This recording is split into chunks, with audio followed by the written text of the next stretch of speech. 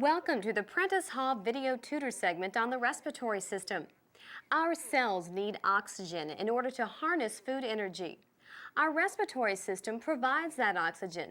It also removes carbon dioxide, a waste product produced by cells. In addition, the respiratory system also powers our vocal cords, defends against pathogens, and helps control the pH of body fluids. In this video tutor segment, we will look at the role of our respiratory system in gas exchange. We'll begin by examining the respiratory tract, the airways that carry air to and from the gas exchange surfaces of the lungs. Next, we'll describe pulmonary ventilation, or breathing. Then we will examine diffusion of gases into and out of the bloodstream. Finally, we'll take a brief look at the role of hemoglobin in the transportation of respiratory gases, oxygen, and carbon dioxide. Air movement into and out of the respiratory tract is called pulmonary ventilation. It has two phases, inhalation or inspiration, during which air enters the respiratory tract, and exhalation or expiration, during which air leaves. As inhaled air travels toward the lungs, it is filtered, warmed, and moistened. Air travels through the respiratory tract to reach the air sacs or alveoli of the lungs. By the time air has journeyed through the nasal cavity, pharynx, larynx, trachea, bronchi, and bronchioles, it has been cleansed of most foreign particles, and the temperature and humidity are acceptable to the delicate alveolar surfaces. Pulmonary ventilation is driven by pressure gradients.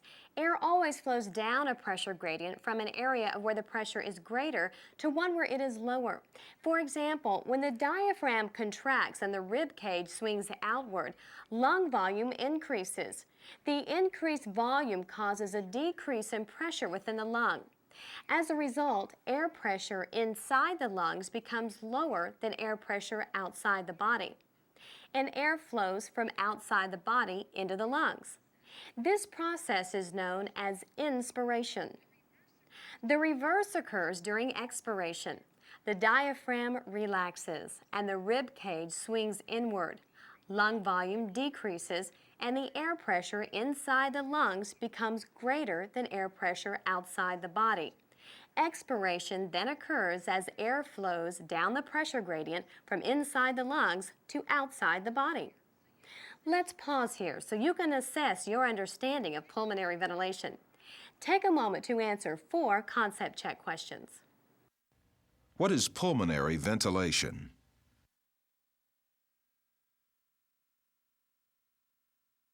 What happens to inhaled air as it flows through conducting passageways?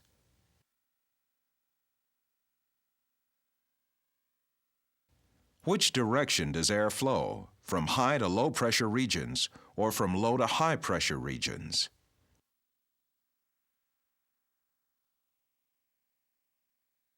How does lung volume change to initiate expiration?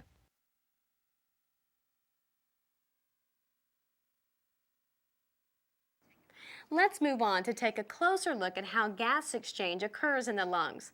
Much like an ink drop diffuses in water from an area of high concentration to areas of low ink concentration, gases in the lung diffuse from areas of high concentration to areas of low concentration. The purpose of pulmonary ventilation is to move air into and out of alveoli. Gases exchange here, across the respiratory membrane, which separates the air within an alveolus from the blood in the surrounding capillaries. The respiratory membrane is a composite structure of 3 layers. A simple squamous epithelium faces the air inside an alveolus. Next to these cells is the endothelium that lines alveolar capillaries. The alveolar epithelium and the capillary endothelium are separated only by their fused basement membranes. In the first section, we saw how air pressures determine the direction of a concentration gradient for air. However, air is a mixture of gases. For gases and mixtures, each gas exerts its own pressure. The partial pressure of a gas, which is the pressure exerted by only that gas, is proportional to the amount of that gas in the mixture.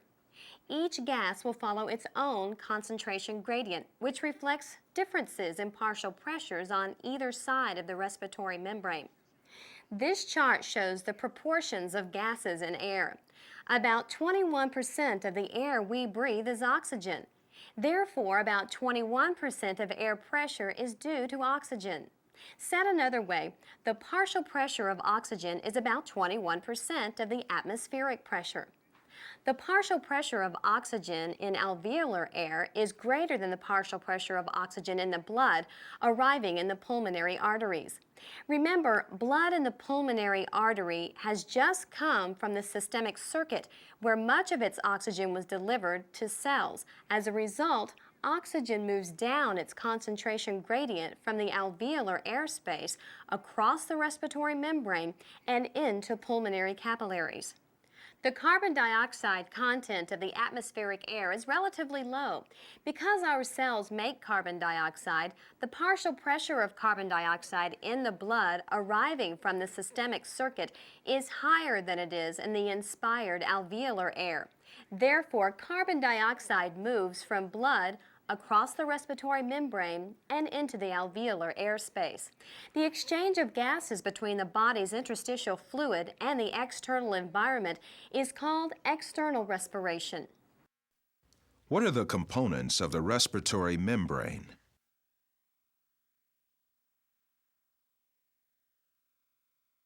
What is the partial pressure of a gas?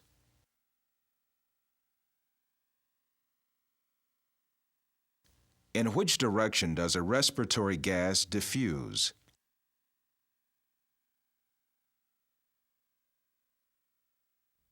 What is external respiration?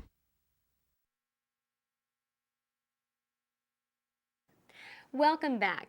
Now let's take a look at what happens to gases in the bloodstream and how the protein hemoglobin helps to transport them. Red blood cells are similar to taxis. Taxis pick up travelers from areas of high concentration, such as airports, and drop them off at areas of low concentration in other areas around the city. There, other passengers are being picked up to be taken to the airport. Similarly, after diffusing from alveoli into the bloodstream, oxygen is picked up by red blood cells. Inside the cells, hemoglobin reversibly binds the oxygen, carrying it from the lungs to the rest of the body. Each hemoglobin molecule can bind 4 oxygen molecules. At this stage, it is said to be saturated with oxygen. The percent O2 saturation is the percentage of hemoglobin molecules that are fully loaded with oxygen.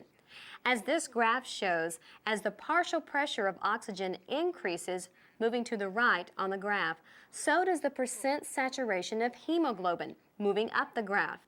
In the lungs, where the partial pressure of oxygen in inspired air is high, almost all the hemoglobin traveling through alveolar capillaries is saturated with oxygen. In contrast, in tissue capillaries, the partial pressure of oxygen is low, and under these conditions, the percent saturation decreases as hemoglobin molecules release their bound oxygen molecules. The released oxygen diffuses out of the bloodstream and into the surrounding tissues, where it becomes available to active cells. Active cells, such as working muscle fibers, rapidly consume oxygen. As the partial pressure of oxygen in active tissues falls, more hemoglobin molecules release oxygen, thus providing more oxygen where it is most needed. In active muscles, other factors affect oxygen binding by hemoglobin. The increase in local temperature and the decrease in blood pH both cause hemoglobin to release more oxygen. In addition to consuming oxygen, active muscles also produce large amounts of carbon dioxide. This carbon dioxide diffuses into the bloodstream. The concentration gradients of carbon dioxide are reversed compared to those of oxygen, so carbon dioxide and oxygen diffuse in opposite directions. Once in the bloodstream, some carbon dioxide is bound by the globin portion of the hemoglobin molecule, but most is converted into carbonic acid by enzymes inside red blood cells. Carbonic acid is then transported in the bloodstream as a bicarbonate ion and a hydrogen ion. In the lungs, these ions reform into carbonic acid. Carbonic acid is rapidly converted back to carbon dioxide, which diffuses down its concentration gradient into alveolar airspace. Thus, the respiratory system, in conjunction with the circulatory system, delivers oxygen to cells and carries carbon dioxide away. Let us pause here for 4 final concept check questions about respiratory gas transport. What protein transports oxygen?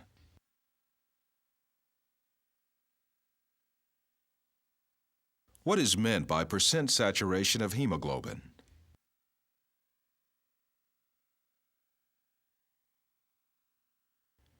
What are some factors that affect hemoglobin saturation?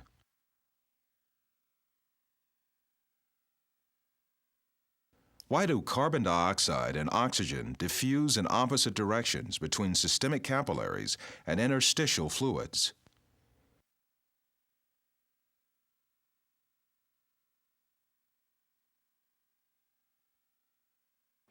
In this section, we have seen that although breathing is the most obvious function of our respiratory systems, it is just the beginning of the process of gas exchange.